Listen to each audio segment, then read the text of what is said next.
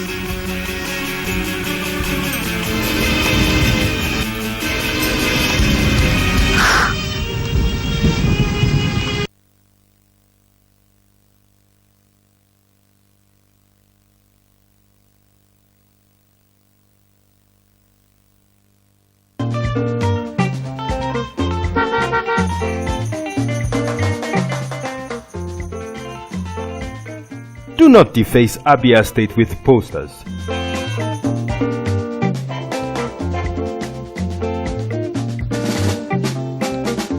Do not defecate on our streets. Do not litter Abia State.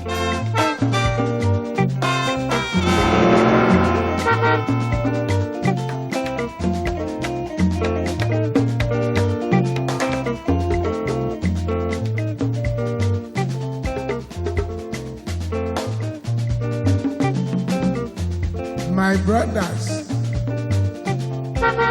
I say wetin man go do for this world where people no go talk. If you chop, Do not urinate in public places. you no chop, dem go talk. Wetin make we do for this world?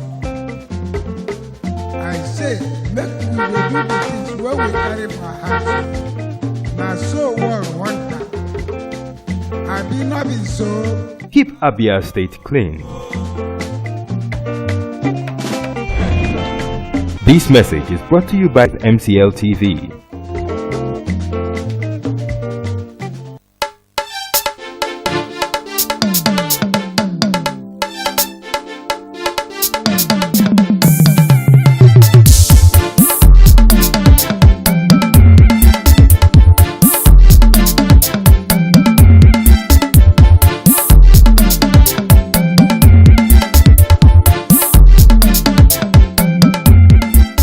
Good morning, Abia, your one-stop breakfast show on TV.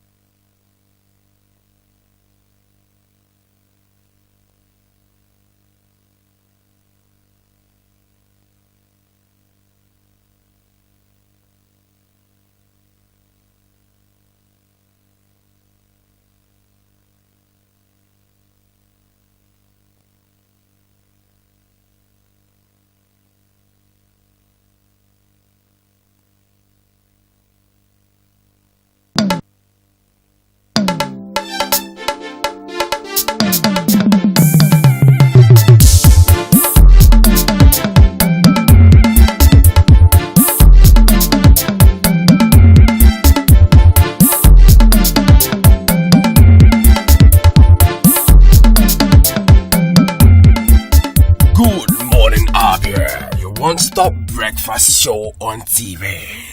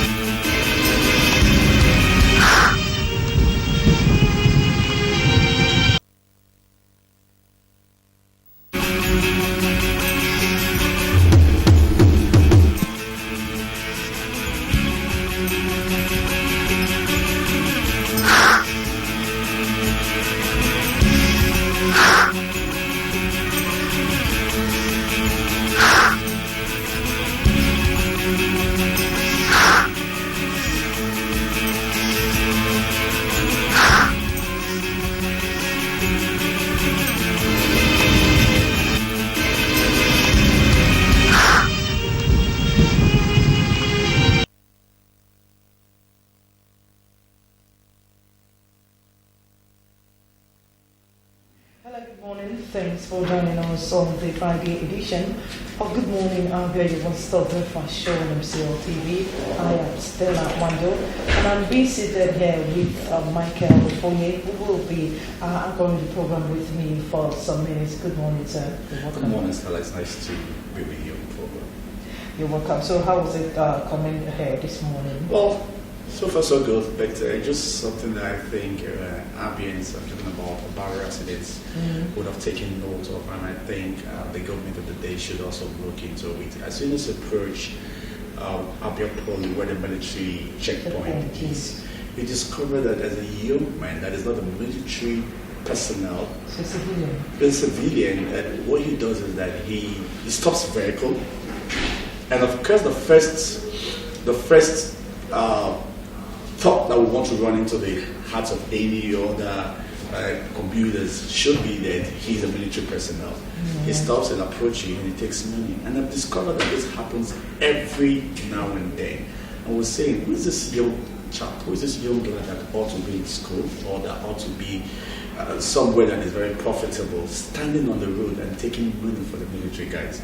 So we think the military person here talking about the commander in charge of the military personnel should take a proper look at it. And of course, you also said that this morning we're talking backstage, and it also happened at Osisioma. Yes, where you see a little boy collecting money from the military, and you find out that if any driver or any motorist is forced to, give the money to the guy will just shout and alert the military, where they will just, tell them to stop and park your vehicle. So I think the government really needs to do for sure, because I know that Abba people are law-abiding citizens, and I think if it gets offhand, people will want to react to that. So I think the state government or the local government chairman, those that falls in between that range, should try and approach the military man. And if you also go to Bata in the night, it's still the same thing.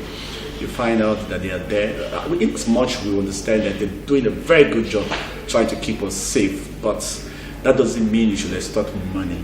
And inconveniencing the motorists, because most times when a driver delays in bringing out the money, it causes traffic. Oh, sure, definitely. So I think the aim is already been defeated when you begin to extort money from motorists. I think the state government, and I'm very sure that the governor and other people that are involved is also watching, and I'm sure they will react to this. So the government will react to it, because the government will have these days is the one listening to the cry of the masses. I believe the governor will do something about Let's hope so. it. Let's hope so. Let's hope so. And I think we'll try and get that footage. We'll make all necessary means to get the footage. And I'm one of the things that gladdens my heart is that I know MC actually gave the time we gave a decoder to the commandant. And I'm sure he's watching and will want to, and that's what they need. The military needs feedback. Tell us how we're faring, and I'm very sure that they'll react to this. Yeah, we're very sure and optimistic that they will react to it. And of course, we usually start with the words of Marble just to inspire you as you go out for your daily activities. And today's words of Marble says, anger is an acid that can do more harm to the vessel in which it is stored than to anything on which it is poured. Yes, anger is an acid that can do more harm to the vessels in which it is stored than to anything on which it is poured. It is a very good one. I mean, this morning I was just talking to one of the fellow managers, and you see, when you have anger in you, the truth of the matter is, I remember I was talking to a guidance and counseling officer and trying to render anger management, trying to tell me how to control my anger. And he said something that was very positive. He told me, if you have a bottle of water in your hand, of course, Stella, if I give you a sachet of pure water in your hand, it's as light as, but if you have that water in your hand for 2 hours like that non-stop, you begin to feel pain. And if it goes for 6 hours, you can imagine the pain you're going to go through. And so that's what it is. When you have issues and you put it in your heart, the other person might not even see what you're saying. The other person might not even know if he has offended you. And you would hold it and your heart becomes so very heavy. And of course, you know, anger, it goes from one point to another, and then the next thing you try to think of how to get back to the person, and that is not right. So the bottom line is, if you're angry over one's conduct, say it genuinely from your heart, that you deserve an apology. And I'm very sure if it is well said, the other party will understand that for this person to descend so low to come to me and tell me. And one thing is saying it, and it's another thing for the other party to accept, to admit.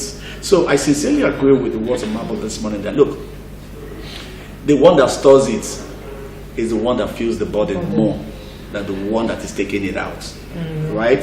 So, than the one that you're unleashing it to. So I think it's a good thing that no matter what it is, I have devoted and I have walked towards it in my life. I know sometimes it's a bit difficult because, you know, it hurts when somebody, you know, you have a genuine likeness or genuine love, you know, goes around, backstabs and, you know, do all this stuff with your name.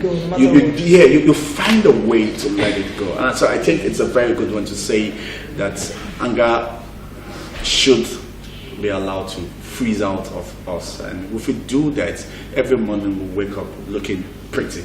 I sincerely agree with you. And to add to what you just say, I just tell our viewer this morning that anger reduces you. It makes you feel unhappy. It stops you from achieving whatever you want to achieve. Because when your heart is so heavy, you can't concentrate. And when you're not concentrating, you can never achieve anything. I agree. So just like my colleague said this morning, learn to offload some things. You know, walk up to somebody that have offended you and said, look, what you did to me, I don't like it, and I deserve an apology. And mind the way you say it, so that the other person doesn't see. Exactly. You know, if you do the right correction, why correct it? Do it the proper way. I'm sure, no matter how bad the person is, if he sees the sincerity in you, he might find a way to say sorry. That's something I have learned. Not really to say. That's something I have learned over the years. You know, I could hold you, I could hug you, I could find a way to say sorry. Sorry doesn't have to come by words, but sometimes it could be by actions and reaction. Alright, that is it with the Western Marble, and of course we have a caller this early morning. I don't know if you had to attend to the call to see if it's an emergency. Hello, good morning. Yeah, good morning. You're welcome to the program, sir. Your name and where you're calling my name is Chairman. Chairman, good morning. It's nice to have you. Sorry? Good morning, thank you. My name is Chairman. Go ahead. It's nice to have you. I want to get to say you don't accept that you demand apology. I don't get people's apology. If you offend me personally, I'll tell you what you did to me is wrong, and I walk away. It's not for you. If you feel remorse, I will say, yeah, this guy is the kind of God. But I can't ask you to come and apologize to me. You must say sorry to me. No. You see, okay. If you hold on. If you want someone to say sorry, that you must apologize to me. Everybody says to me, just lip of his mouth and back of his mind, give me an apology. So it is really good for you to tell somebody, look man, look girl, look boy, you offended me. Don't give better. The person will now say, I am sorry. And that's everything. So your words of apology is beautiful, but it can come. God bless you. All right, thank you very much. And I really don't think if I think, but let me just give a quick reaction. Sure. Let me just give a quick. Let me react to what Chimela just said. You see, when I say I deserve an apology, it's not mandatory for you. For example, say like if you said something and I felt that what you said is not proper about me, and I said, Stella, please, can I speak to you? Can I talk to you? And I said, I heard that you said this, and I'm disappointed that you're so close to me, you're my friend, my colleague, and if I wasn't around when this thing was said, you should have also kind of, no, I'm sure that Michael can do this. And I said, I'm disappointed, and I deserve an apology for this, because I know this is not your person. I'm talking to a friend. So I don't see what is wrong to say you deserve an apology. It's not for us to contend with it, for that, going back and forth with. And if he or she feels that I don't deserve an apology, so let it be. But I've been able to opened up the bottle. I've been able to get it out of my mind. I've done what I think I should do as a person. So it's not a mandatory that you must apologize. And asking for an apology is not out of context. People handle issues in different ways. And I said apology doesn't mean it must have to be, I'm sorry. The person might hug you and say, please let it go. What I think Chimila is actually saying is that if you wrong somebody and the person just walk up to you, look, Stella, what you did to me is not good. I deserve an apology. No, that's what I'm saying. We said something here initially. It will make you to say, okay, let me just give out the apology. No. We said something. No. We said something here. You see, nothing triggers without a reaction. Nothing on earth triggers. Even if you leave a bomb here, it's either where it is, there's so much heat, and so it's going to explode. So what we said was that your reaction, the way you also convey, will also determine how the person gets back to you. We say that here. If I come and say, Stella, you've offended me, I really don't like it, I'm not going to take this from you, you're stupid, you're crazy, get off my side, and I deserve an apology. You won't get an apology. You won't get an apology from that. You can't attach your stupid, your this. Yeah, that's what I'm saying. Yeah, that's what I'm saying. And so, yeah, that's what I'm saying. Yeah, wait, that's what I'm saying. That now I'm reacting, I'm telling you what you've done, which it's possible that you know, based on what I'm saying is a fact. You've said it, that what I'm saying is wrong. Sorry, what you did was wrong. But the way I convey it out of anger might not get the positive side out of you. So I think it's end of quote. Well, whatever it is, let's not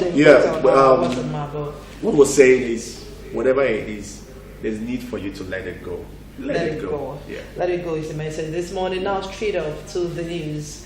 The federal government has placed a ban on importation of haulage vehicles that are 10 years and above old from the date of manufacture. The ban is expected to take effect from 1st of January 2020. The measure is one of the resolutions of the Stakeholders Forum organized by the Office of the Secretary to the Government of the Federation, SGF Boss Mustafa, for haulage operators following the recent road traffic inferno on Otedola Bridge in Lagos, where over many lives and properties were lost. The communique issued at the end of the meeting directed that mandatory certification of all haulage vehicles will now be carried out twice in 12 months. According to the communique, which was signed by Mustafa, the federal government will also work closely with the Bank of Industry, BOI, and other financial institutions towards the establishment of a fleet acquisition renewal scheme for haulage operators.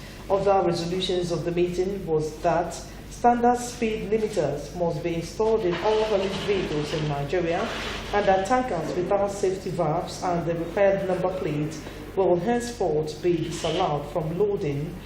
The meeting also agreed that Department of Petroleum Resources, DPR, Nigerian National Petroleum Corporation, NNPC, Federal Road Safety Corps, FRSC, and other relevant agencies should immediately harmonize operating safety requirements at all tank farms, stressing that periodic checks of haulage vehicles must be carried out at relevant loading points. Stakeholders in the education sector have called for extramural classes for children during holidays. This, they say, will better the minds of the children with academic activities than with delinquent years in society. The report. With schools in Abia already vacating, the need to think of ways of getting the children better engaged and away from trouble becomes very important as their long vacation comes. It is no doubt that a child better engaged will spell no nuisance or harm to himself, family, and the society to which they belong. Therefore, keeping them busy at home or outside the home, even while others undertake a holiday outside the city, is important. Some stakeholders who spoke to MCL TV News affirm that extramural classes during holidays is imperative, as this will improve the academic development of a child, but keep his mind away from frivolous activities.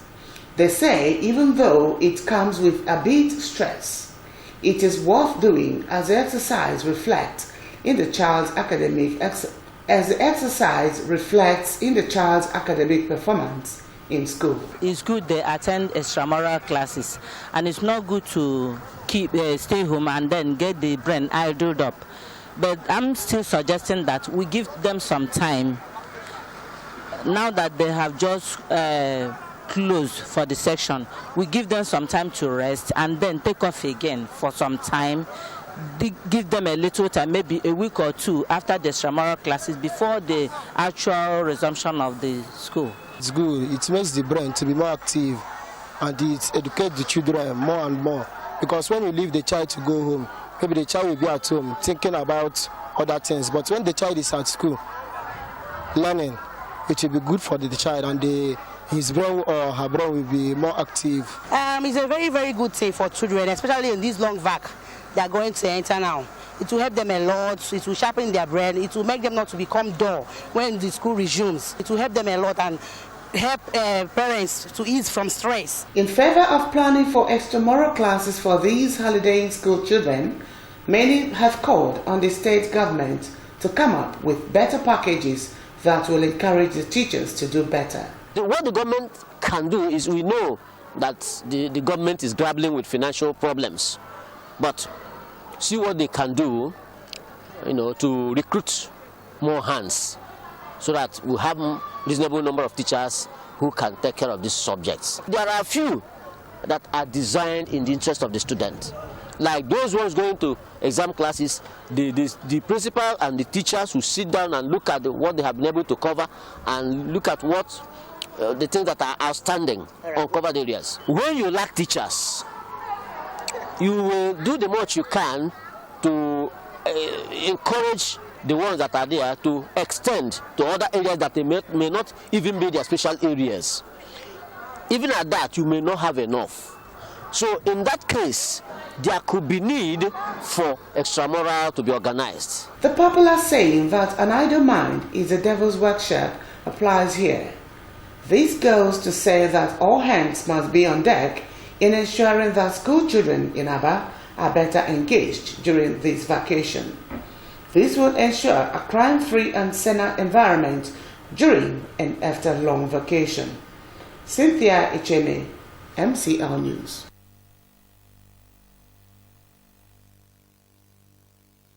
Has been announced of the Chairman Board of Trustees of Arewa Consultative Forum, ACF, and the former Inspector General of Police, Alhaji Ibrahim Komasie, Alhaji Tahiru Komasie, a younger brother to the deceased, confirmed the death on Thursday in Castena.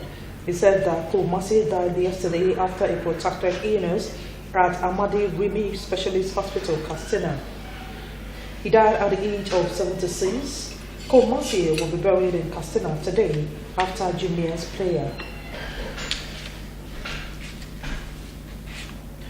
A Makodi High Court, presided over by Justice S. Itodo, has granted an interim injunction restraining Governor Samuel Otom from dissolving local government councils in Benue State, ruling on a motion ex parte brought by council to chairman of local government councils, Barrister F.A. Nomo, Esquire, in the state.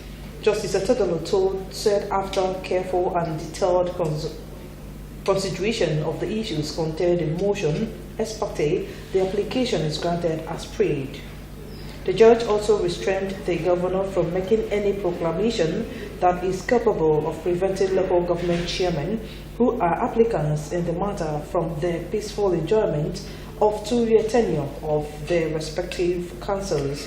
Justice Itodo also restrained the governor and any of his agents from stopping the statutory allocations of the local government councils pending the hearing of the motion on notice, which is slated for hearing on July 23rd.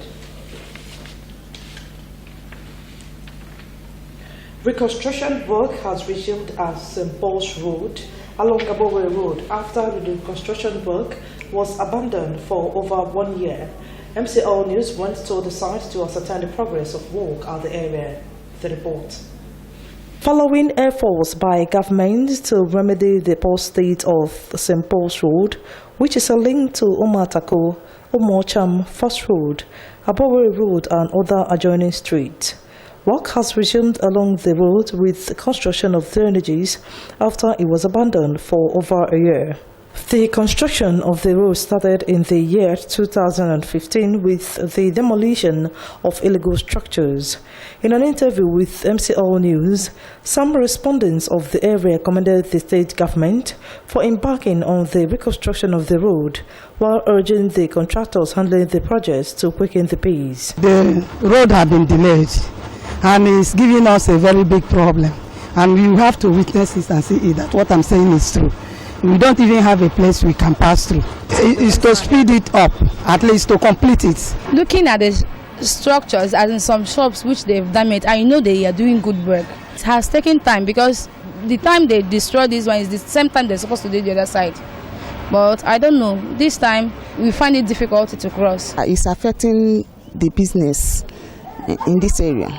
I'm very, very happy that they have come back and started work very, very fast. I'm happy for that. First them to start fast and finish it in time because of the rain. The contractor handling the project said the work stopped temporarily earlier because they were working on Omatako Road. He said that if the two roads were rehabilitated at the same time, it would have hindered free flow of traffic movement in the area. This work you see is a multiple projects, a cluster of roads. If you look at the Omatako there, so probably what we are talking about is by the time we are handling Omatako, to get it through, we left this one somehow. By the time we finish that one, we come back here. So the target is to make sure everything is rounded up within rain or no rain. But though rain is a big hindrance, but we are trying to handle it rain or no rain because we have a target to meet. On when the project is likely to be completed, the contractor urged the residents to be patient as the work will be completed at the end of this year. If all things being equal, we need to round up this project. This is July already. Before the end of this year, we'll round up. Residents and business owners along the area are optimistic that the conclusion of the work will bring a new lease of life in the area. Stella Nwando, MCL News. The Ekiti Chief Judge, Justice Ayo Daramola, has granted pardon to 44 inmates of the Ado-Ekiti Federal Prison. Daramola failed the inmates when he led other judges, magistrates, police prosecutors, lawyers and other court officials on a visit to the prison. 308 inmates have their cases reviewed. Among those released were 4 inmates for lack of case files to prosecute their cases, 5 waiting trial inmates who were all released on bail, 1 granted bail, 134 inmates were released unconditionally. The Chief Judge commended the prison officials for maintaining a clean environment as well as taking good care of the inmates. He also commended the efforts of Director of Public Prosecution DPP, the police, lawyers and other stakeholders for their contributions in justice administration. US President Donald Trump has rejected a proposal made by the Russian leader Vladimir Putin that Russia be allowed to question US citizens. The White House earlier said it will consider it, but now says Trump disagrees with the suggestion. The offer was made at the summit of the two leaders. In return, President Putin suggested he might allow access to 12 Russians indicted by the US. The idea of allowing a foreign power to quiz US citizens sparked outrage. It is a proposal that was made in sincerity by President Putin, but President Trump disagrees with it. White House spokesman Sarah Sanders said this today. Hopefully, President Putin will have the 12 identified Russians come to the United States to prove their innocence or guilt, she said. President Trump called it tremendous gesture. Mr. Putin said he would let U.S. prosecutors interview the 12 Russians in exchange for Russian access to U.S. nationals. The Kremlin accuses of illegal actions. The individuals are related to Russia's case against the financier Bill Browder, a fierce Putin critic who was instrumental in the U.S. imposing sanctions in 2012 on top Russian officials accused of corruption. Criticism have piled up. The Senate voted 98-0 on a resolution warning President Trump not to allow Russia to question diplomats and other officials. With that, we've come to the end of the news segment. You're still watching Good Morning Abia, your one-stop breakfast show on MCL TV. We'll go for a break. When we come back, it will be time for us to review the national dailies. Please stay with us.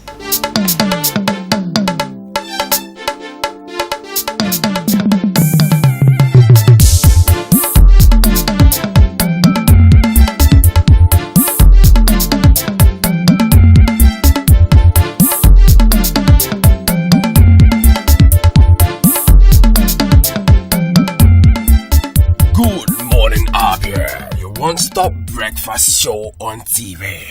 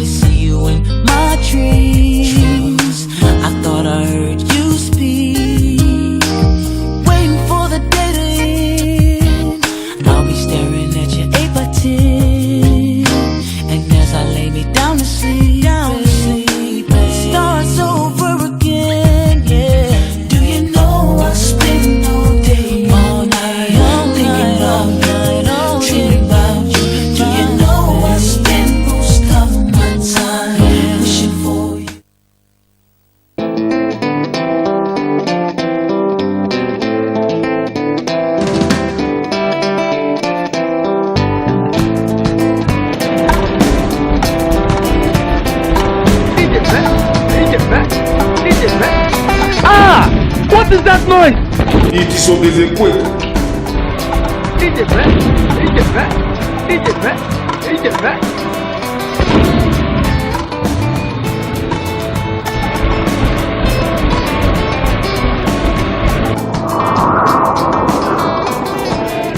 What did they happen? Yeah, now they can guess what.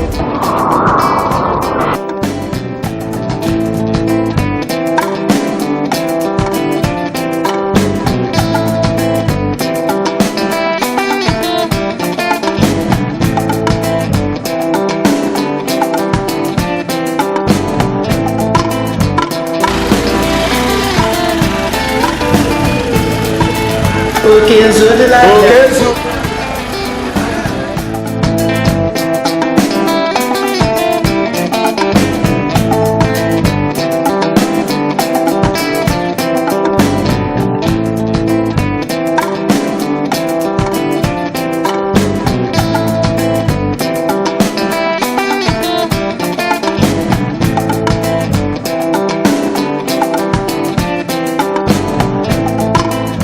Time to rebuild Abia.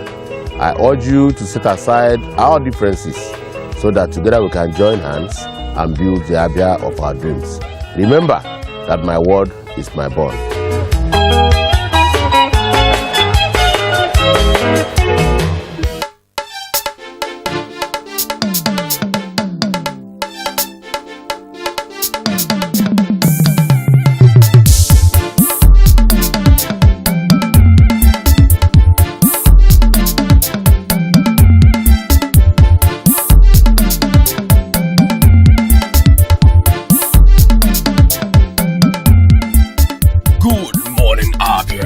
One-stop breakfast show on TV.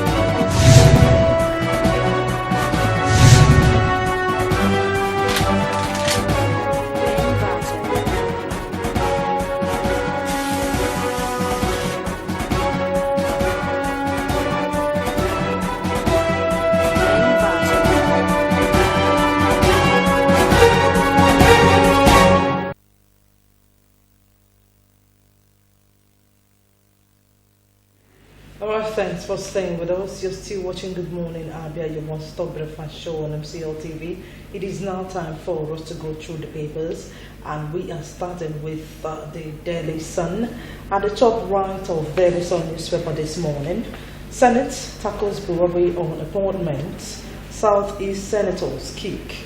Go to page 6 and get the story of that headline.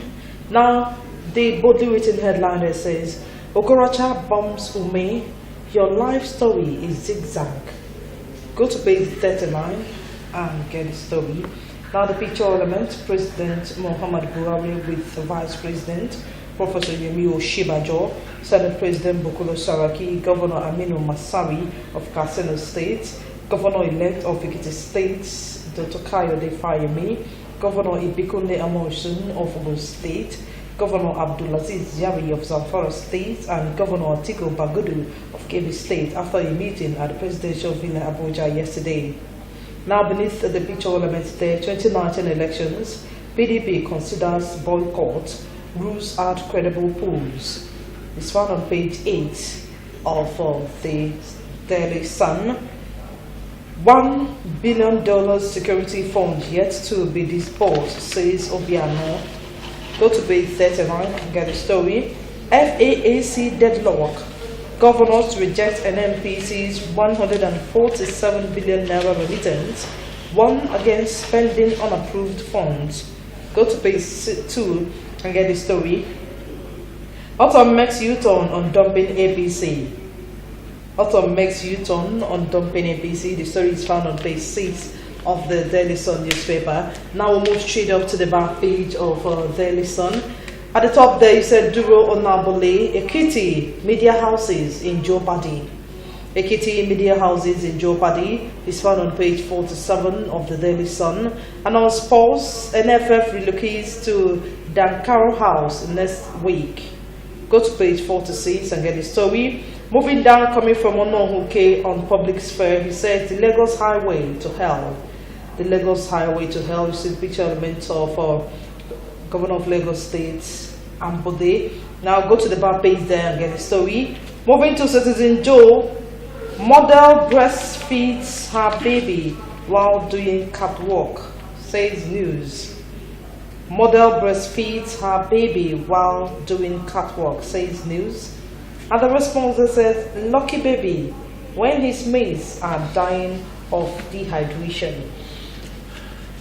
Well, that's a food for thought, but quickly, let's quickly also bring you to the Nation newspaper. Of course, we have no other nation to call ours but Nigeria. And from the top corner of the Nation newspaper comes up with a sad one. Ex-IG Kumasi dies at 76. Buhari mourns. And Okorocha, of course, is back on news this morning, and it says Okorocha Ume had no record before Africa. And of course, quickly the picture there of Nwobi comes up with Nwobi, Nigeria must learn from World Cup. And at the top of that is Delta Chief commits suicide over 450,000 naira debt. That's a sad one. Quickly, the pictures of the number one man talking about President Muhammad Buhari, middle with family of the late ex-Vice President Dr. Alex Akwemi at the State House in Abuja yesterday. And of course, Shimole, only those who lack honor will defect to PDP. Autumn, hopeful of crisis resolution, House caucus holds talk. And of course, you could see the picture of the Cross River State talking about Governor Ben Ayade, middle, his beautiful wife Linda to his left, and the Chief of Staff Martins Orim at the governor's right, and all welcoming the governor back home for a 2-week vacation in Calabar yesterday. What a multitude to welcome the governor after 2 weeks vacation. And of course, close to that is PDP considering 2019 polls boycott. PDP considering 2019 boycott. And of course, Senate divided over Buhari's nominees. These are the down part of the paper. And of course, on page 8, Ume Ojukwu wife for OT in Abia. That could be found on page 42. And quickly, let's take you to the back page, and it's coming from Shego Badegeshi. And please, I beg your pardon, I take that again. It's coming from Shego Badegeshi, and it's a cultural warrior at 85. And of course, there's a picture of Professor Abimbola. And hardball this morning comes up with credit, discredit, and accreditation. Well, let's pause your day with Ripples. And of course, this morning, Ripples has it. PDP apologizes to Obasanjo for maltreatment and bad conduct. And of course, even after tearing his membership card, that's a question that you and I need to find an answer to. Stella. Yeah, then to the New Telegraph. At the top of our New Telegraph paper this morning, 75% of Nigeria's budgets lost to Apapa lockdown. Rewen, 600 billion naira wasted monthly. Lagos begs federal government to shield third mainland bridge closure. Go to page 6 and get the story. ACF chairman Ibrahim Komasi dies at 76. Go to page 32, get the story. Defection, Buhari Oshibajo, Saraki APC governors meet. Go to page 3 and get the story. I got 30,000 naira for abducting Chibok schoolgirls, Boko Haram commander says. I got 30,000 naira for abducting Chibok schoolgirls, Boko Haram commander says. Senate in round section over Buhari's appointment. Go to page 5 and get the story. APC primaries. Dogara's deputy, Osun Speaker, SSG, Chief of Staff, 13 others battle for Guber ticket. Go to page 11, get the story. Now the boldly written headline there, which is also the major headline, says survivors of plateau killings recount with lost parents, children, spouses to herdsmen attacks. I was shocked, bombed, says survival. My entire family was wiped out, says student. Go to page 2, get the story, and of course the picture elements some of the survivors of plateau killings. Now, Shomole, only men without honor will return to PDP. Only men without honor will return to PDP. Autumn makes U-turn, says he's still in APC. PDP may boycott 2019 elections, says Secondus. These are the headline following that, the right of following the headline there with Shomole saying only men without honor will return to PDP. Now on health, early dinner reduces prostate and breast cancer risk. It's found on page 32 of the New Telegraph. Now let's move straight up to the back page of New Telegraph. Iwobi, that's on sports. Nigeria must learn for 2018 World Cup. Nigeria must learn from 2018 World Cup, says Alezi Iwobi. It's found on page 37 of the New Telegraph. The headline there, expired relationships increasing. Of course, it's coming from Michael West, guest columnist. He said the relationship must fail. Lovers seems to be telling each other. Now, expired relationships increasing. Go to the back page of the New Telegraph and get what that is actually talking about in a relationship.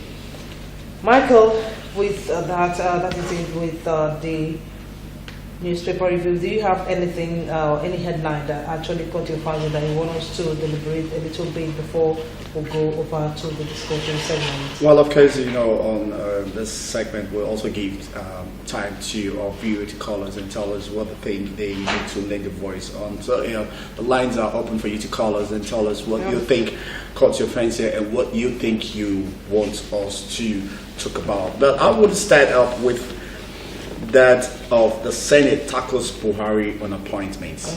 And of course there was a lot of muzzle flexing at the Senate, and of course that has been led by the Deputy Senate President talking about our own Ekorima, when he spoke and he said, look, when the Senate President talking about Saraki, Bukola Saraki, read a communication from President Buhari on the nomination for appointment of chairman and members of the governing board of the Federal Rules Maintenance Agency, talking about FEMA.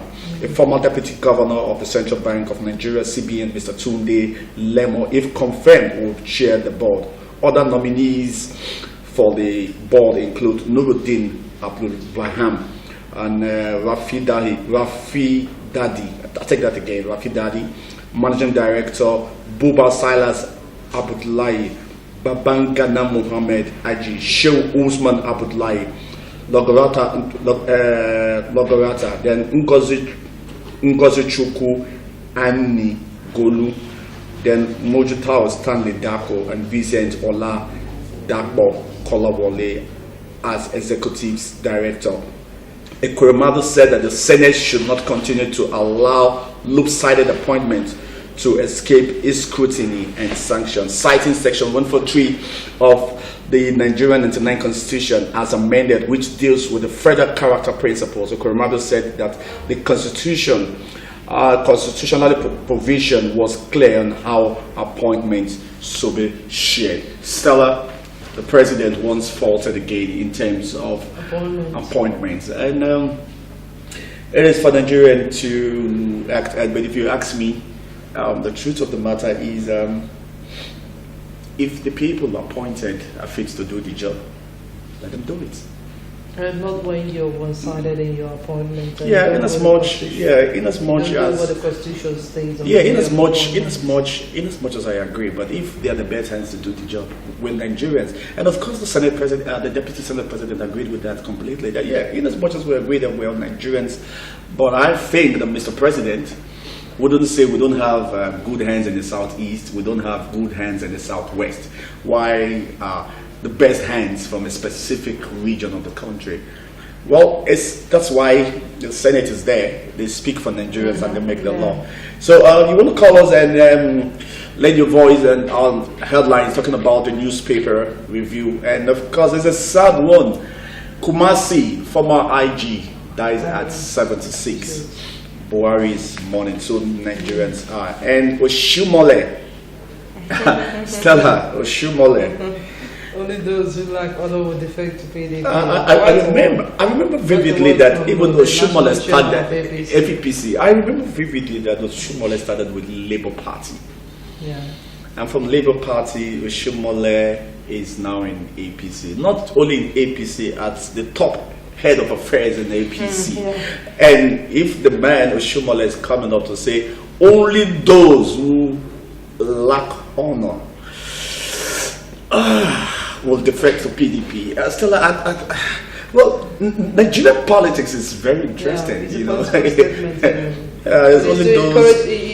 It's just to discourage those that want to, defect to the party. That's what I'm thinking. So it's only those. I'm trying to defect to PDP. That's actually what brought about. Yeah, but I mean, we said it yesterday, and a lot of people also lend a voice to that to say, if the ideology of a party, a specific party like Michael's party, doesn't go together with yours, yours, if the ideology that led you to the party is no longer there, and if you decide to quit and take another party, would you say that such person does not have an honor?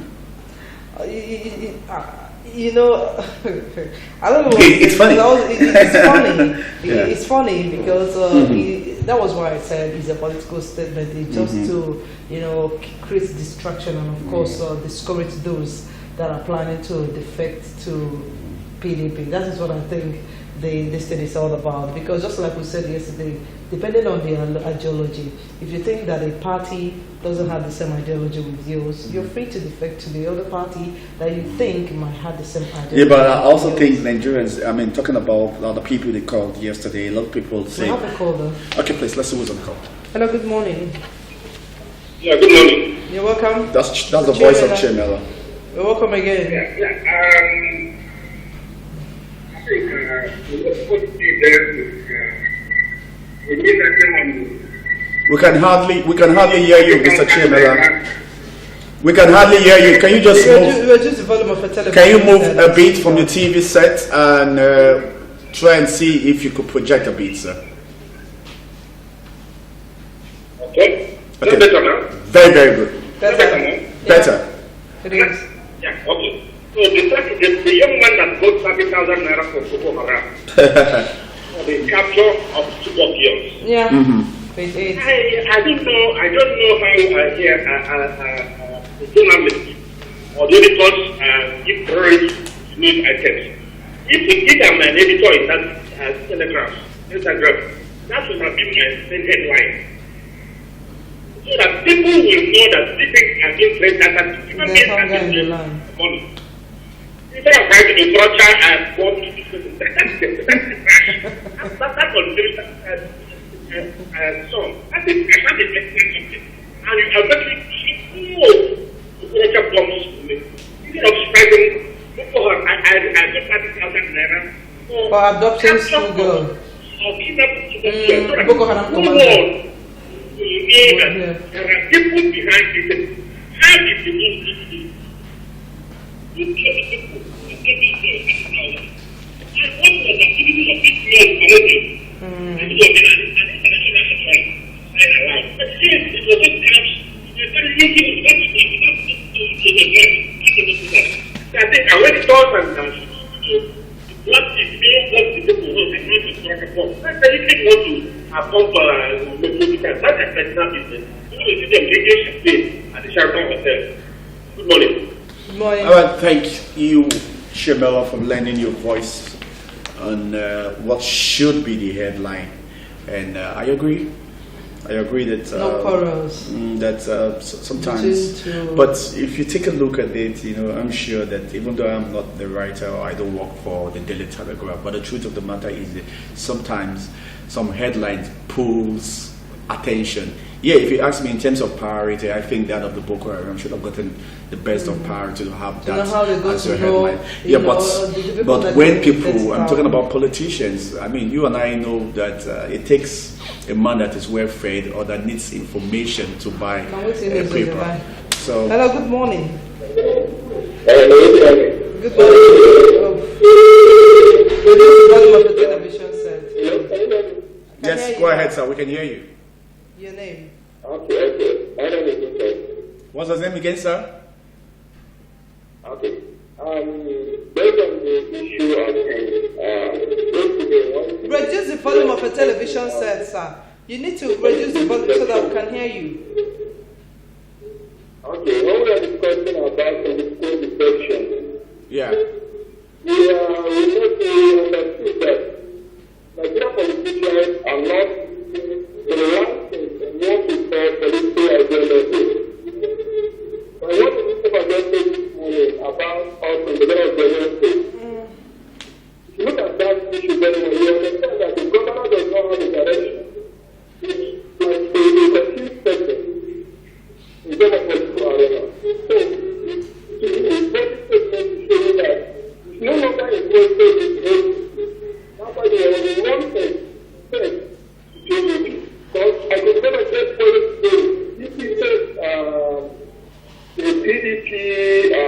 the PDP politicians of one state, and they have some secret discussion, which I'm aware of that.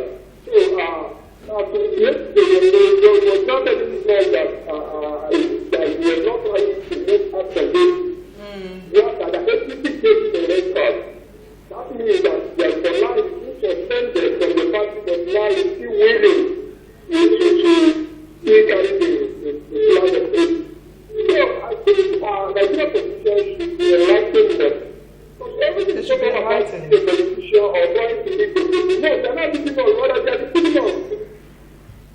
Thank you so much. It is your opinion. Supposed to make the position one day in the political arena of Nigeria. Thank you very much.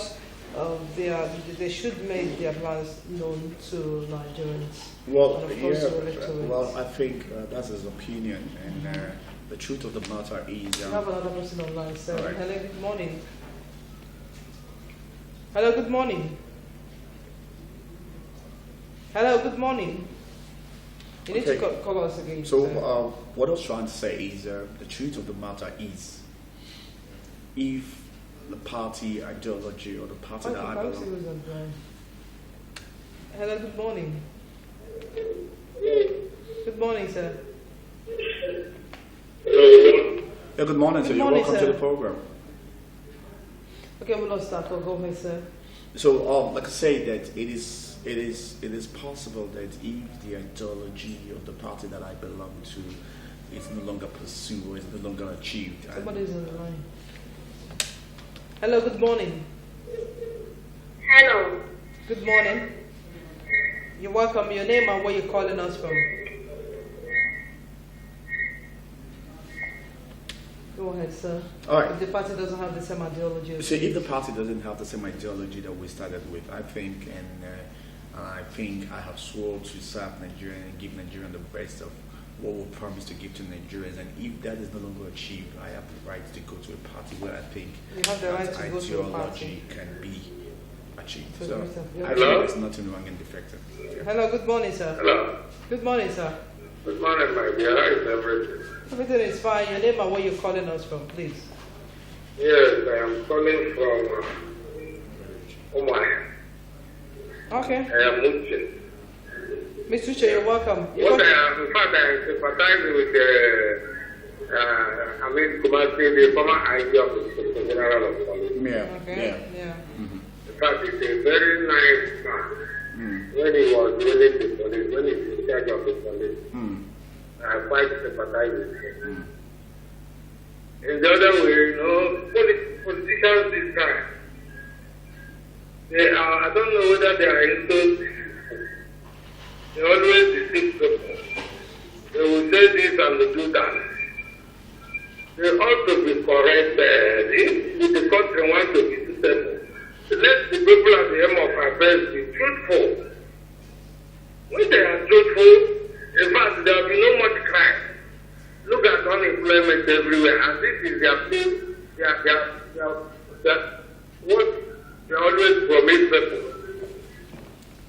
And with that, people will go, leave whatever they are doing and go and vote for them. At long run, they will decide to, fool everybody. A fool, you cannot fool one forever. So we all, the masses, are looking upon them for them to change. Talking about bribery and corruption, but whereas they are the aim of everything, my dear brother, advice not called. Thank you so much, sir. Thank you, Mr. Uche. Take us as our last caller so that we can go and discuss. Michael, you were saying something of your ideology not being the same of the party. No, I'm just not.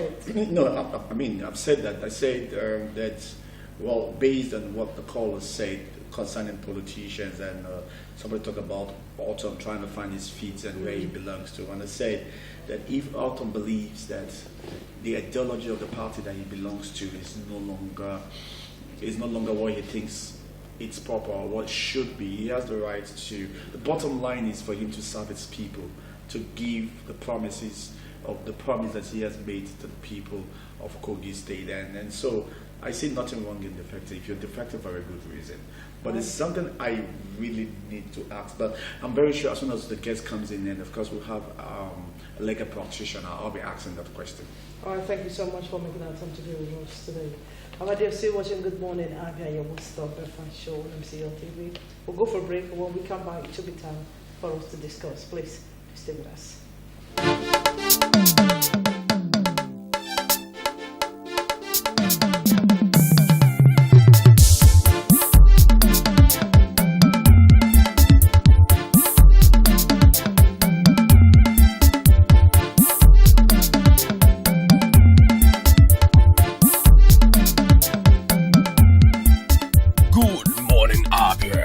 One-stop breakfast show on TV.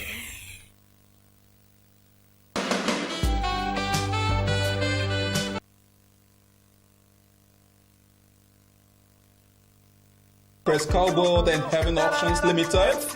Prescal is a home of the red image right here in Abia. Why go to Lagos or Port Harcourt for your direct image jobs?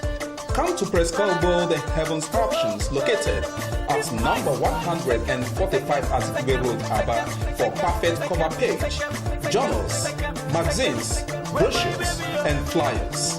We also offer printing services in digital flex and billboard, window graphics, posters, stickers, gift transfers, ID cards, complimentary cards, monogram, and car branding.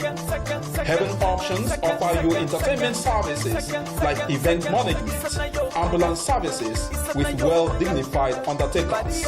We can also boast of 3 months ordinary program in computer training, 6 months certificate in computer training, and 1 year advanced certificate in computer training. Why not visit Prescott and experience that quality jobs? For inquiries, call 080-3322-6115, 070-4024-7196, 070-8469-8165.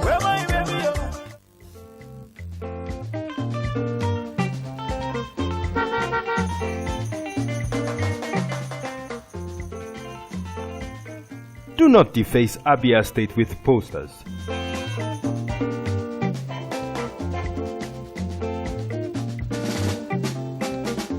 Do not defecate on our streets. Do not litter Abia State.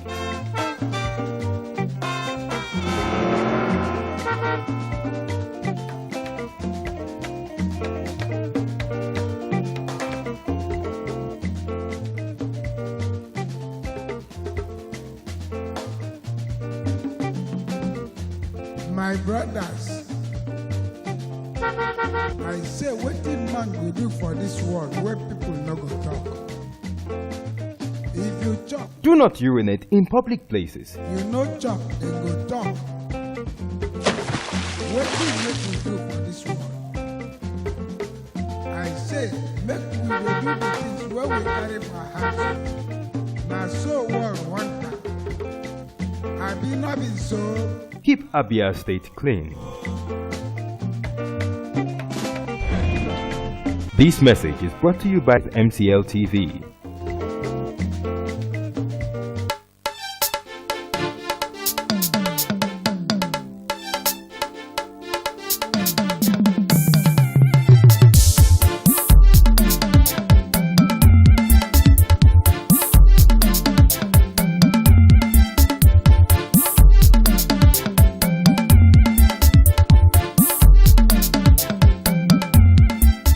Good morning, Abia, your one-stop breakfast show on TV.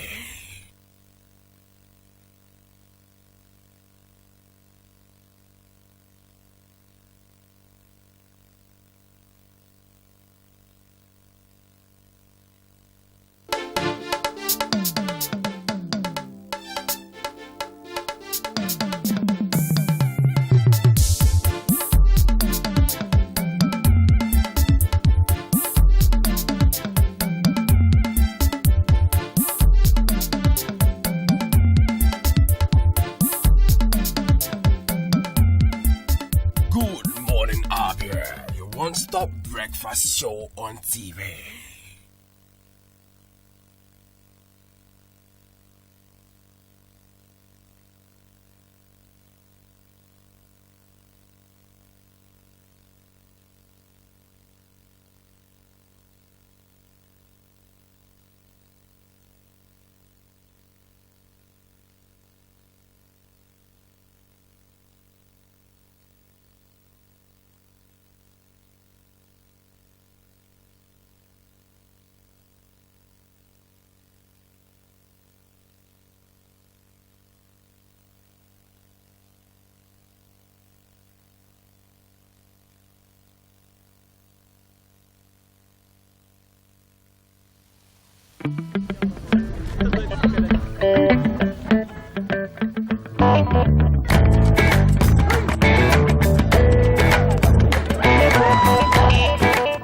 C'est les plus braves vont venir, les vrais amateurs de la musique vont venir. You're one with the people, and the people are one with the artists.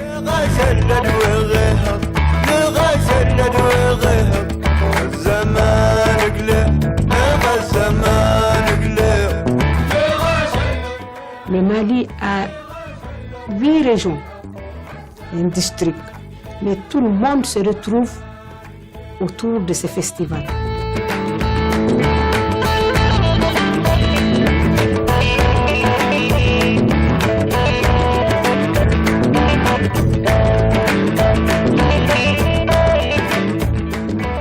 Festival in the Desert grew out of the end of a long simmering conflict between the Tuareg and the Malian government.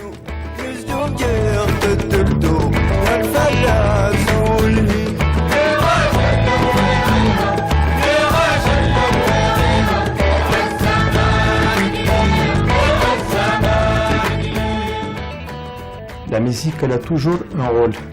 Ça dépend de comment tu l'as utilisé.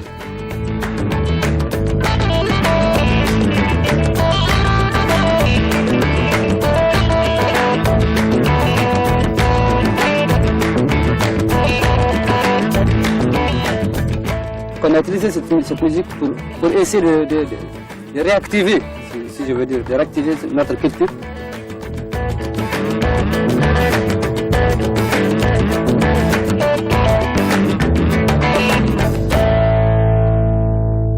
This part of West Africa is like the cradle of music, and Mali in particular, which became the blues, which became rock and roll. It went to America. It's really it's like the big bang of all the music that we love. And now, in that same town, it is against the law to make music.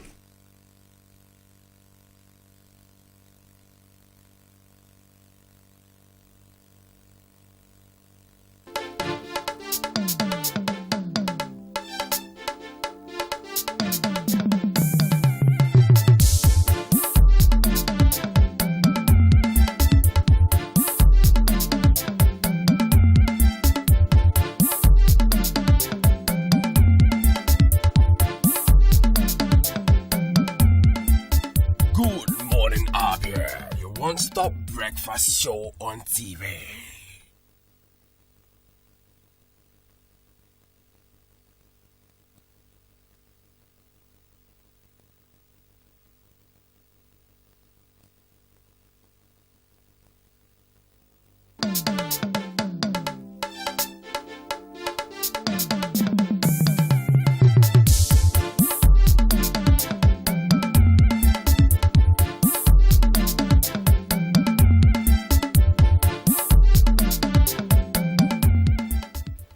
Alright, thanks for staying with us. You're still watching Good Morning. I'm here, your one-stop breakfast show on MCL TV.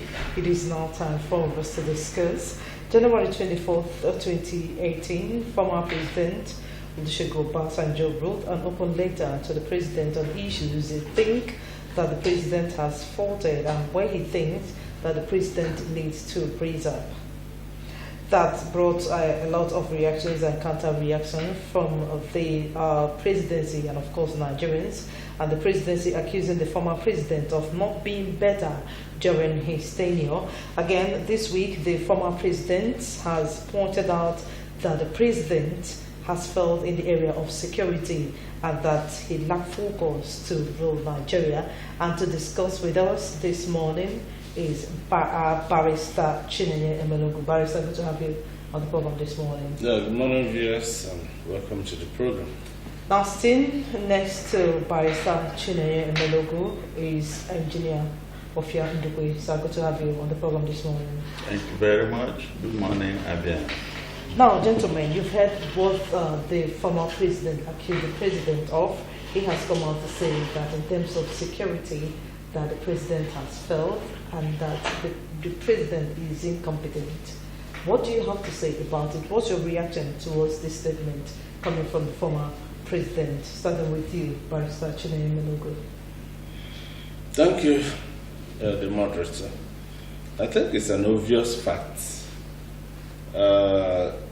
President or former President Olusegun Obasanjo even need not write any letter about that, because Nigerians already know that the present administration, in terms of security and other areas of promises they made, have failed Nigerians.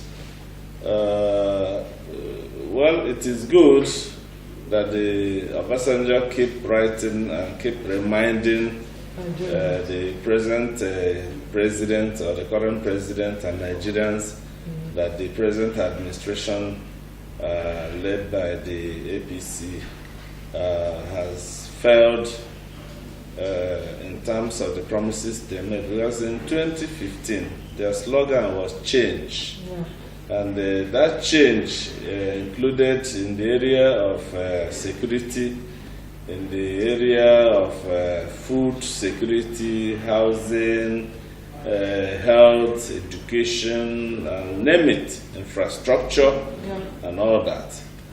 They accused the former president of incompetence, that's Jonathan. They said he was incompetent, he was incapable of ruling Nigeria. And if you compare and contrast what the market was in 2015 and what market is now, then Nigerians will know who is incompetent and who is competent. So, coming to security, we know that before 2015, the issue of herdsmen was not there. The issue of killings every day. That was the time we were trying to deal with the issue of Boko Haram, trying to, bomb some strategic facilities in Nigeria. And the security agencies were at that time also trying their best to see if they can pop the menace. But today, we have moved from Boko Haram, which is still very much there, to the issue of herdsmen, which is even deadlier than even the Boko Haram itself, and to other very salient issues of kidnapping, assassinations, name it, that is just everyday affair now. You see people kidnapping, going to a whole village, wiping off a whole village, wiping off a whole community, destroying lives and property as if, in fact, wanton destruction. Not even, let's just not be economical with words and truth here. Wanton destruction of lives and property in Nigeria. And some people still have the moral audacity to say that the current administration is doing well. I just don't know. I don't know. Okay, thank you so much. You are in agreement with what the president ordered. Yeah, definitely. I'm totally in agreement. Okay. What now, Sir Engineer Ofio on the way. Now, tell us, what do you think about the statement from the former President Olusegun Obasanjo saying that the president has failed in the area of security and also incompetent? What do you think, sir? Well, like my colleague here, Barrister Melogu, has said, Obasanjo is just stating the obvious, that a lot of people in the country now are aware of, even the little children. And I think why he just did that, because he was feeling that when ordinary Nigerians talk about it, that the government seems to be, they don't want to listen, they don't want to do anything. And he felt that as somebody who had occupied that position before, as a military man and as a civilian, that once he says it, then it will be able to see, he wants to see whether the government can actually see the gravity of what is happening in the country and be able to do something. So while other ordinary Nigerians like us, when we say it, they may look at it as if, well, who are those people talking? Then I think that's why Obasanjo thought it wise to not just say it, but to put it down in print so that the whole world will know. And I think it was an attempt to see whether the government will try to sit up and know exactly that Nigerians are almost on the verge of being cleared out of the globe. And the annoying thing also is that these killings are compared, somebody is comparing cattle with human beings. Somebody tells you my cattle has been killed, and the next thing it does is to go after men, go after women, go after children, go after a whole community. That is the annoying thing. Comparing an animal with a human being that God created, and this shedding of blood, the government seems to be doing nothing. That is as per that. Of course, security, economy, education, there is really nothing. We are yet to convince ourselves that this is a government that is prepared to give people the dividend of democracy. When you talk about change, you can talk about change in either in the positive direction or in the negative direction. So I'm yet to convince myself that this government did not change, take change in the negative direction, because everything that was happening before has turned 180 degrees against what has been operating. Talk about food. There is no gainsaying in the farm in this country that, there is hunger in the land. And I keep asking myself, what is governance all about? When you are governing people who are hungry, you are governing people who are not protected, you are governing people and they feel they have a problem, and the government is just there, playing to the garage. So I don't really have anything against what Obasanjo, did. I think he came at the right time. If ordinary Nigerians were talking and the government was not reacting to it, well, the former president maybe had decided it is time for him to lend his own words so that to see whether the government will react to it. That's the way I look at it.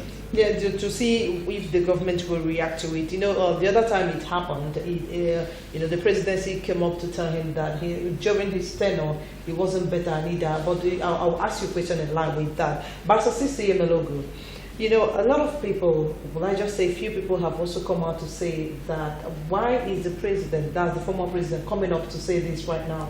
So some now say it is political, that is a political statement.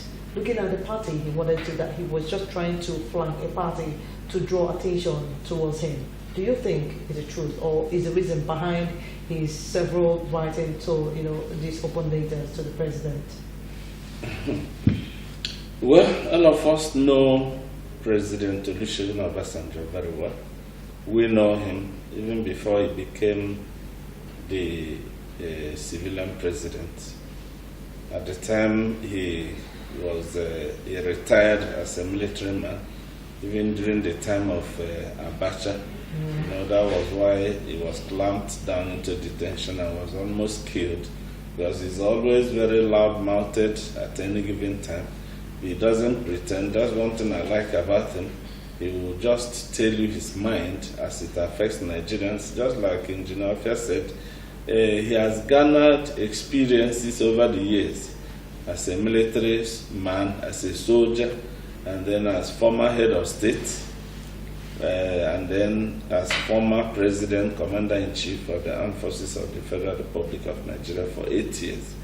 So he is always in a better position to, he who wears the shoe knows where it pinches. Does it mean that the former president doesn't know who the president is, or doesn't know his ideology before campaigning for him in 2015? Well, that is another thing altogether. You see, what happened in 2015 was just a product of malice.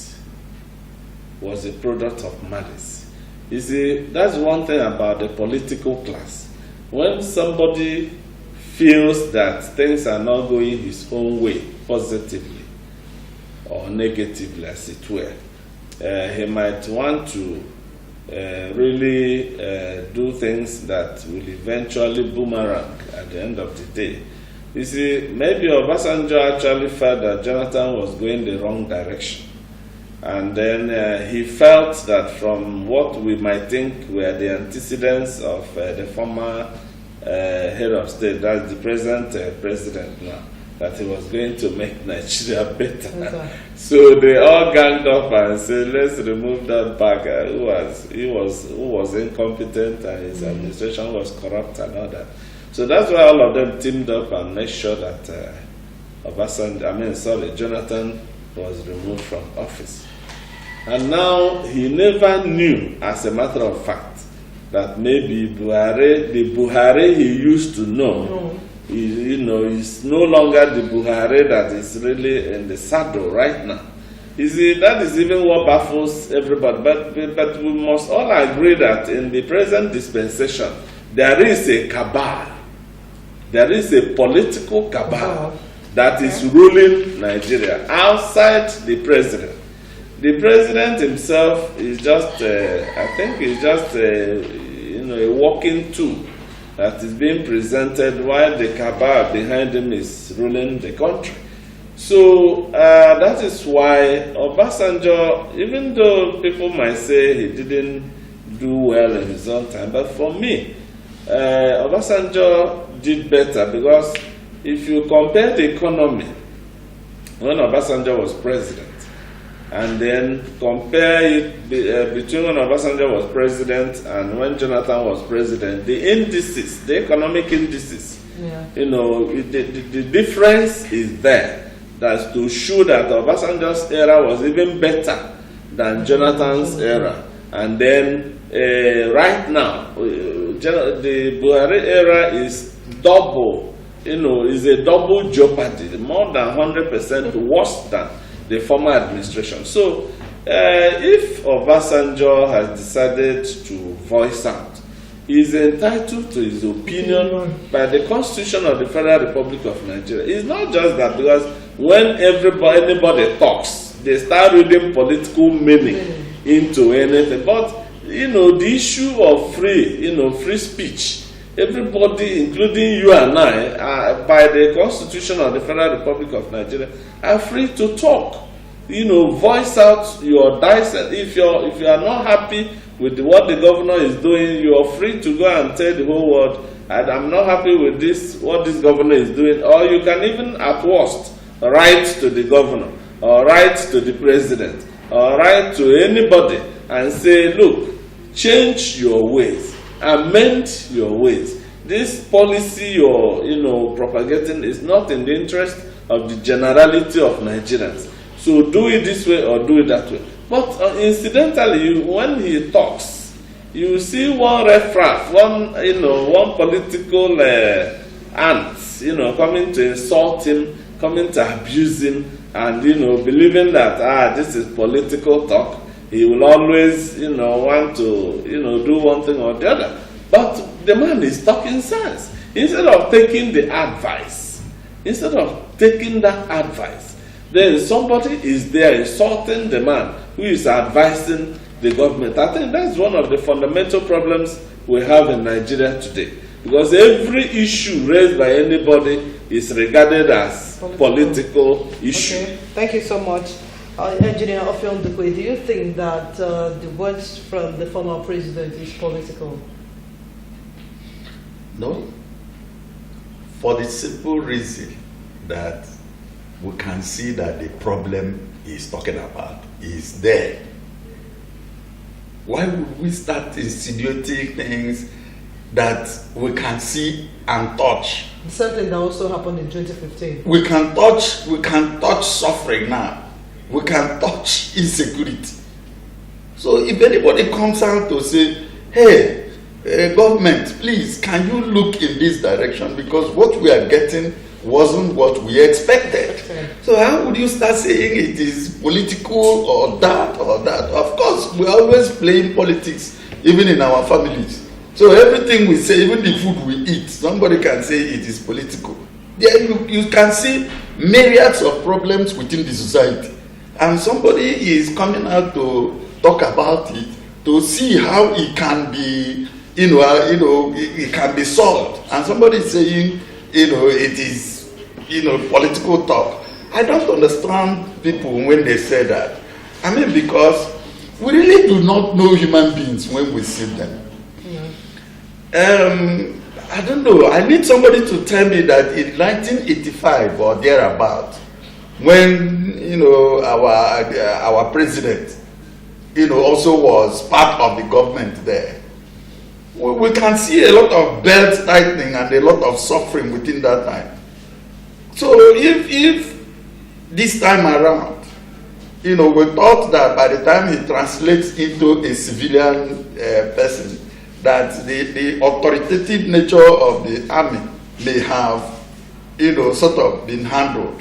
Yeah. But unfortunately, when something is happening and the government seems so uninterested, the government, people are saying things. Take, for example, this all the killings.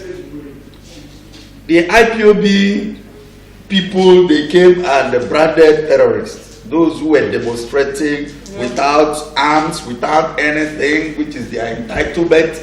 They are demonstrating, all of a sudden they were branded terrorists. But these other people that are carrying weapons, AK-47, all sorts of weapons, killing people, wiping out villages.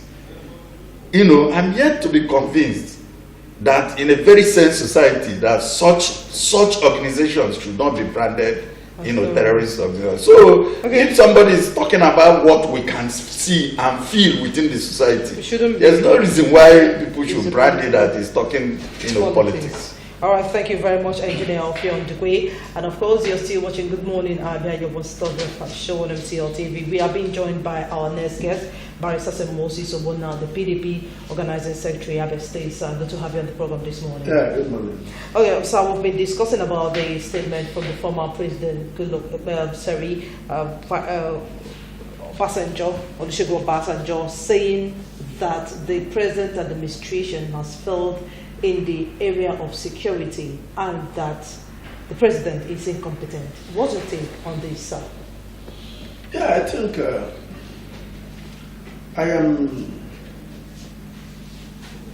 inclined to believe, to agree with him that if competence means being smooth in the running of administration, being able to know what to do in every situation, being able to have things under your firm control, if that is competence, being able to explain a situation, a reason why certain things were done in a certain way, if that also means competence, I will agree with him that none of this exists or has been found in the present administration.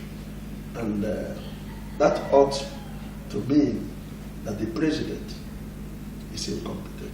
Incompetent mostly in handling the security affairs of this country. You see, what is security? Security is that every citizen of this country is able to sleep with his two eyes closed. That is security. If you are in a place where you constantly have fears of either being hacked down by herdsmen unnecessarily, without reason, without any premonition.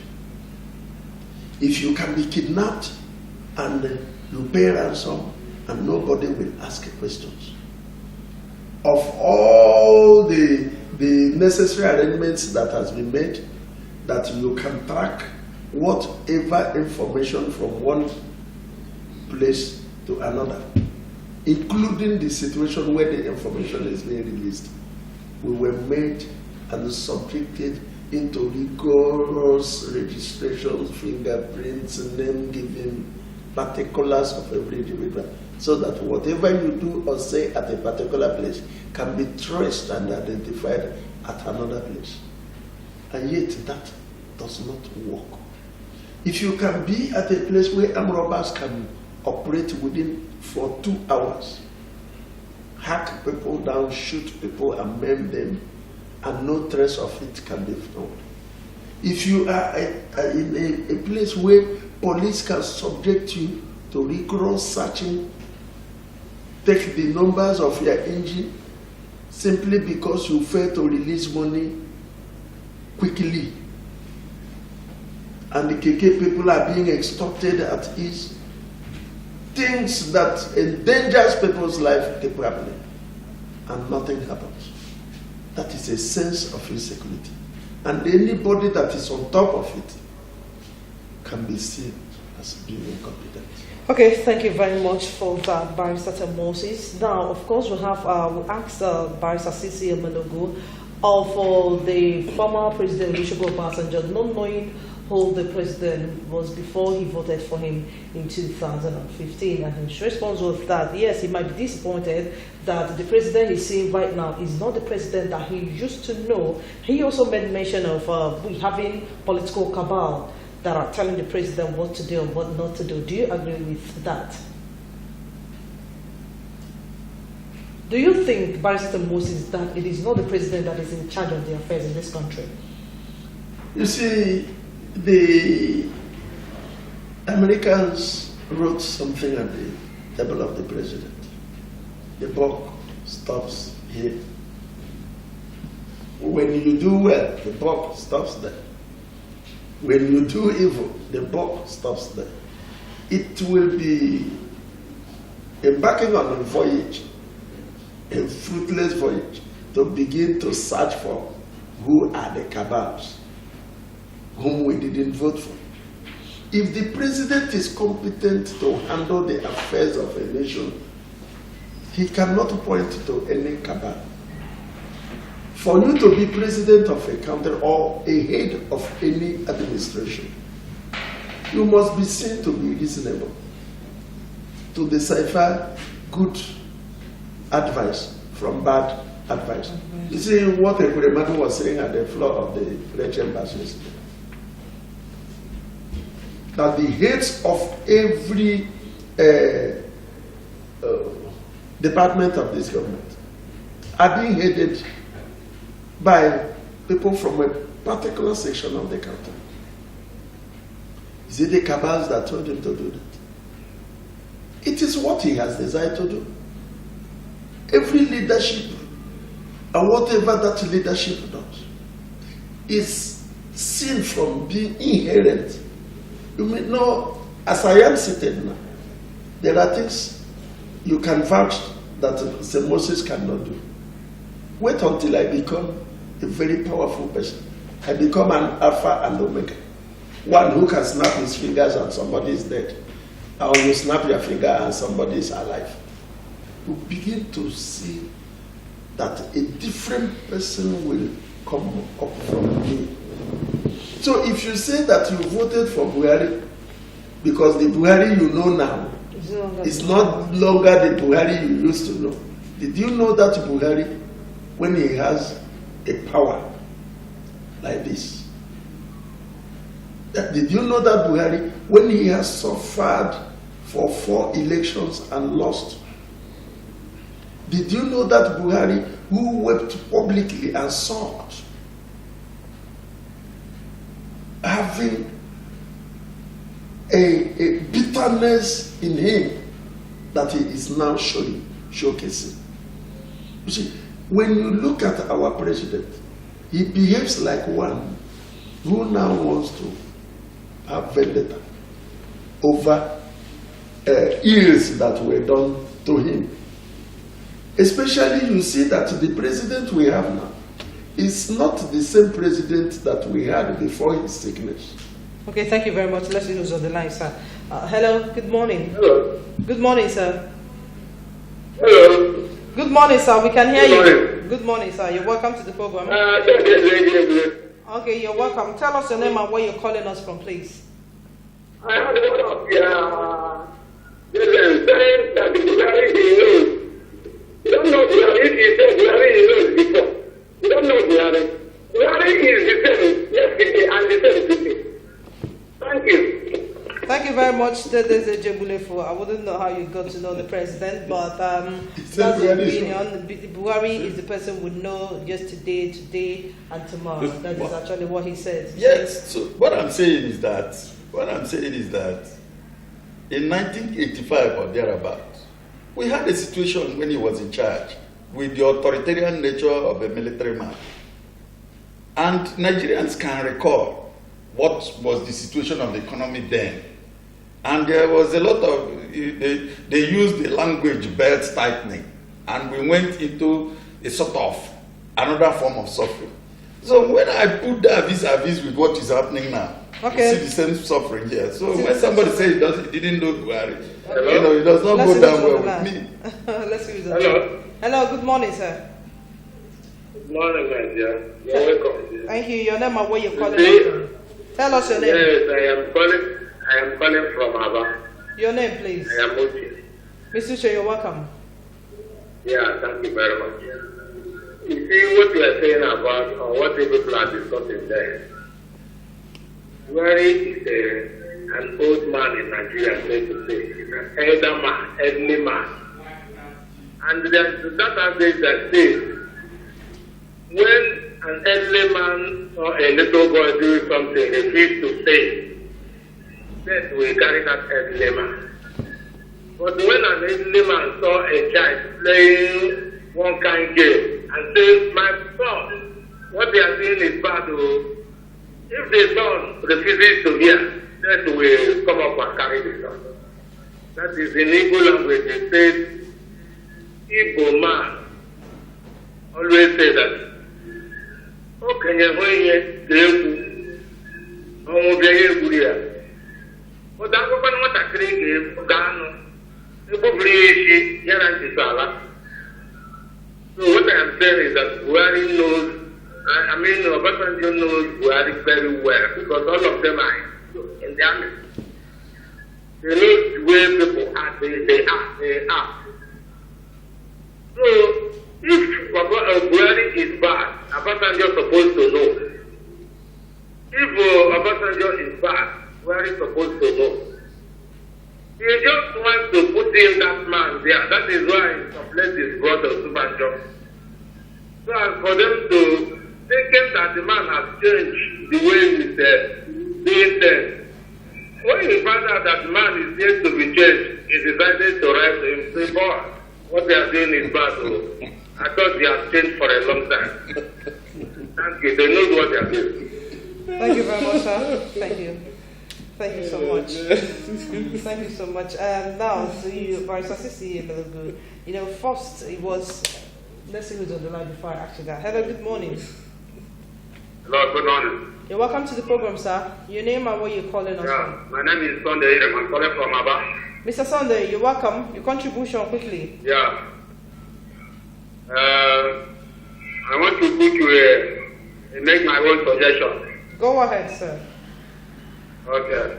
Whether Obasanjo, Buhari or what, all those things are packable. We don't want to hear all those things. What we need is Biafra. Forget about two of them are doing. All of them are criminal. Even Buhari is dead already. Okay. Thank you. Thank you so much. You're entitled to your opinion. But the president we know is not dead. And of course, we're not here to discuss Biafra. Now, Barrister Sisi Emelogu, it was, first it was an open letter, but now the president decided to speak to the media. Don't you think that the president is actually crossing the red line? But before you answer that, we need to go for a break. You're still watching Good Morning Abia, your one-stop breakfast show on MCL TV. We'll go for a break. When we come back, the program will continue. Please, to stay with us.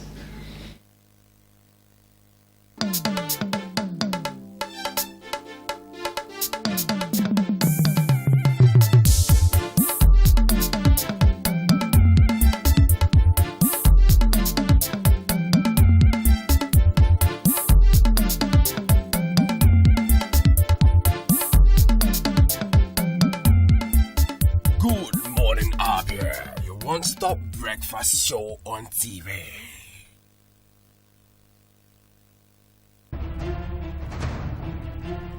Chukwu na-enye ka nri onye ọbụla. Chukwu na-enye ka nri onye ọbụla. Ọ na-enye ka ndị ọrụ bekee na-eri ikpege n'ọnwa n'ọnwa. Ọ na-enye o, ọ na-enye o.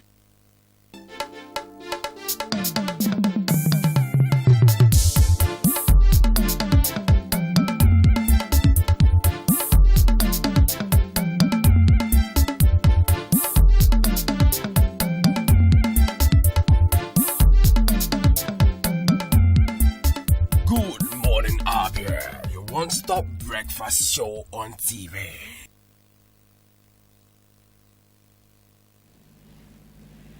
You're welcome. You're still watching Good Morning Abia, your one-stop breakfast show on MCL TV. But please, to our callers, if you actually want to call us and be part of today's program, there is need for you to be civil. You don't have any right for you to insult neither the president nor our guest here. Just be civil with your words, and of course reduce the volume of your television set for easy communication. Hello, good morning.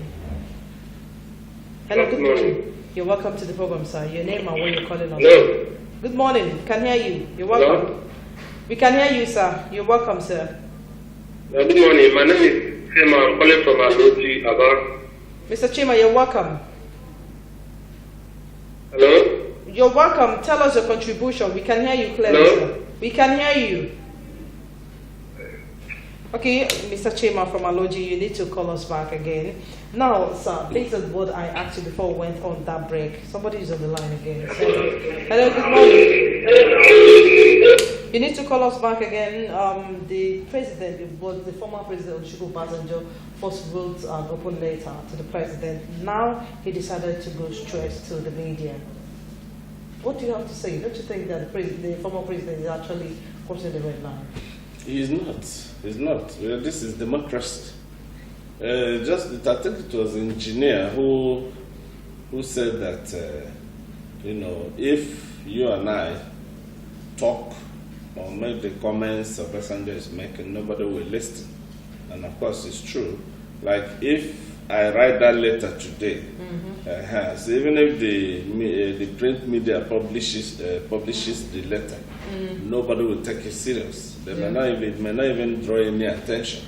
So, but if Obasanjo writes, or Jonathan writes, or Babangida writes, or any of these people, then people will listen, people will read, and maybe know. So we see such people as the voice of the people, just like the members of the National Assembly are doing. The members of the National Assembly are the people's representative. Most times, through their motions and all that, they draw the attention of the authorities that be to what is happening in Nigeria today. So, if Obasanjo decides to exercise his right as a Nigerian to maybe address a press conference, drawing the attention of Nigerians to what he feels is wrong with the government, I don't think there's anything wrong. Thank you very much, sir. Now, Engineer Hofion Dukwe, I'm looking at these letters and, of course, these words from these past leaders. Do you see the president making a change in the way he's doing? And, of course, because you know he swore to protect the lives of Nigerians, do you see them making a change as the 2019 is approaching? If not for anything, to allow Nigerians to at least vote for them the second time? Thank you very much. That's what we all should be concerned about. The reaction to what has been said. Yeah. Whether it was said by Obasanjo or it was said by any little Nigeria, the important thing is for us to really decipher whether what is being said is the situation on ground.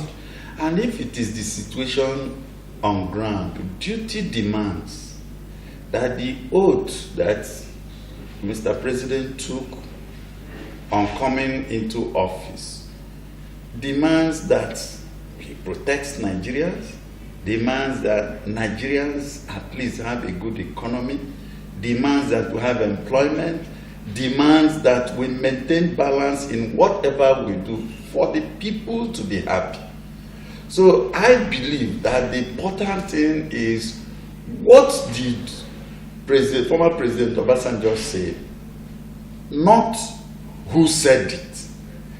If what he said were true, and there are issues that, I keep using the word, we can touch, we can feel, and it's happening everywhere within the country, then our interest should not be actually who said it or how it was said, but for the president to react to what Nigerians wants to see Mr. President reacting to those things positively, making plans and coming out to say, this is the plans I want to roll out to be able to handle this issue or that. Okay, thank you very much.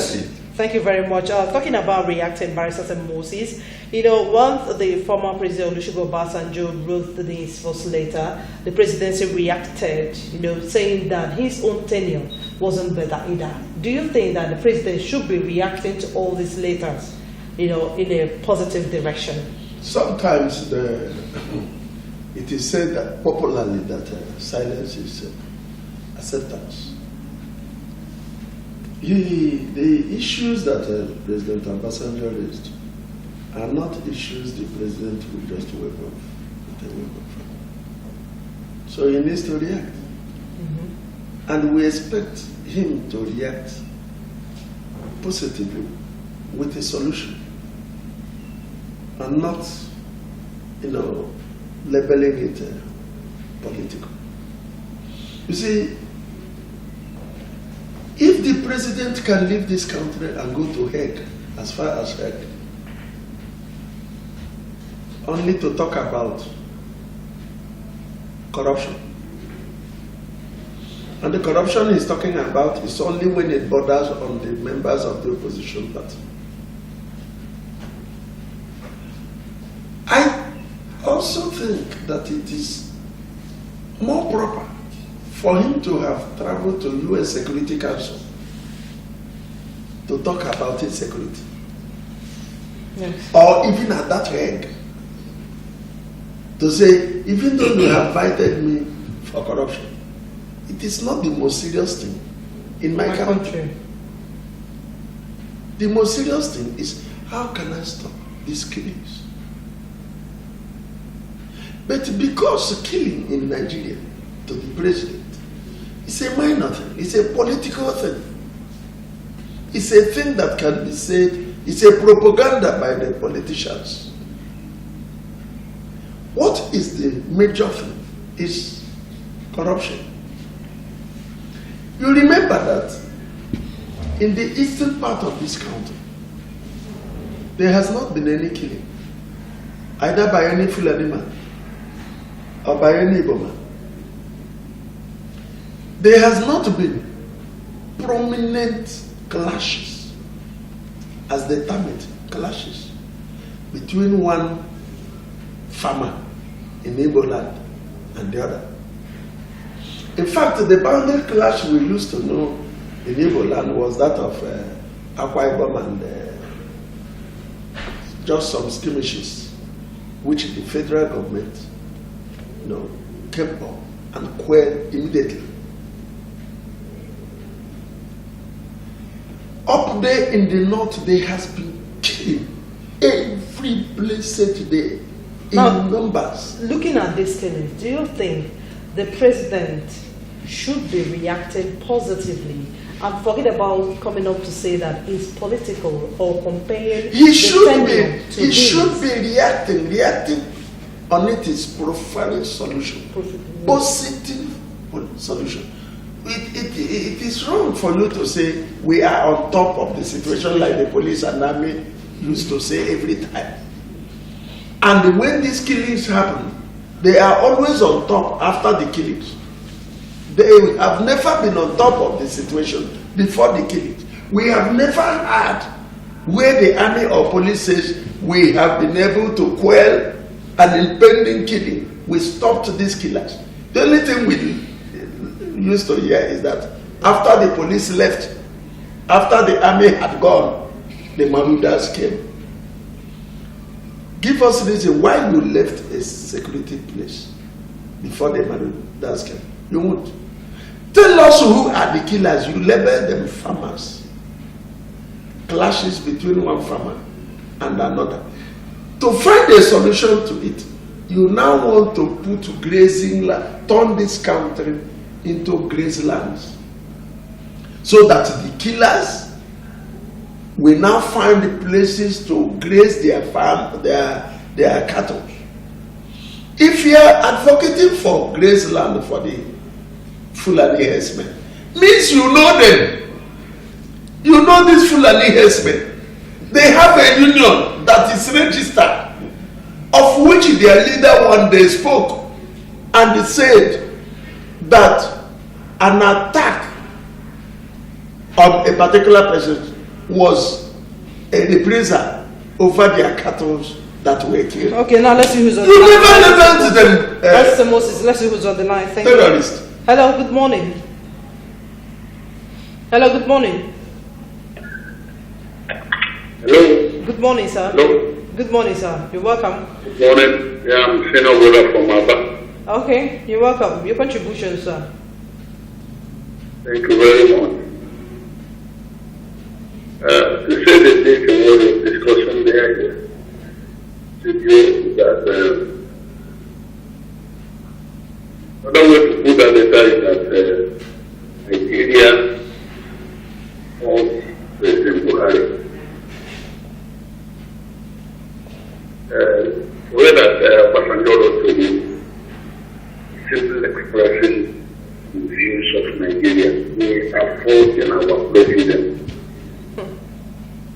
So unfortunate that in Nigeria, people tend to, because of this, their party line and the party interest, when somebody talks something that is against what is war to, when the President Buhari swore for the protection of the entire citizen of the nation. So what are we getting?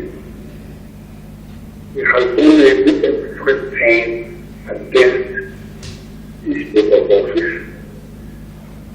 And people tend to try to see it.